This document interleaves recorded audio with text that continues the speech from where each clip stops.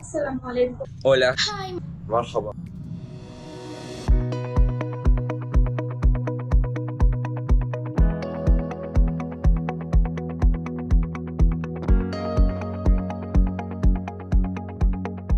Tourism has a tremendous benefit, but there is a dark side.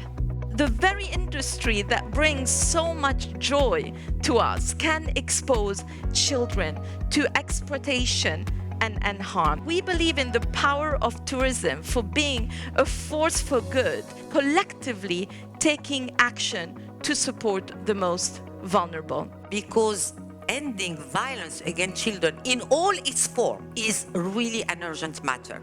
No child is immune, no country is immune. In the poor and the rich country, really to push the agenda, because you have a key role to play. As we are major drivers of opening many parts of the world to the global world, bringing people from all over, I think that we have to have a special care and attention to help the people who are more exposed. These are crimes, and they're happening in plain sight. They're happening in airports, they're happening in hotels, and it's important as a first step that we all are aware of it and we're comfortable talking about it. Every company in the travel industry has a different role to play. We are an intermediary, hotels are frontline. What can you do in your space? What's one thing I would say that you can do that would make a difference? All the areas that we work on, and I often say this and it sounds trite, but in this case, private, public has to absolutely work hand in glove. Let's say, let children know that tourism is a sector of good, is a sector of hashtag good, because through tourism, we can do much more than we imagine. And children have to start seeing in tourism the possibility of also rescuing them for a very uncomfortable situation. Children are part of the community and therefore there cannot be sustainability without child protection. We're seeing tourists in locations where we didn't see them before.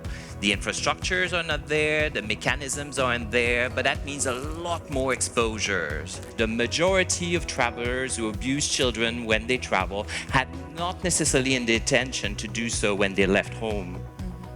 It's called situational abuse.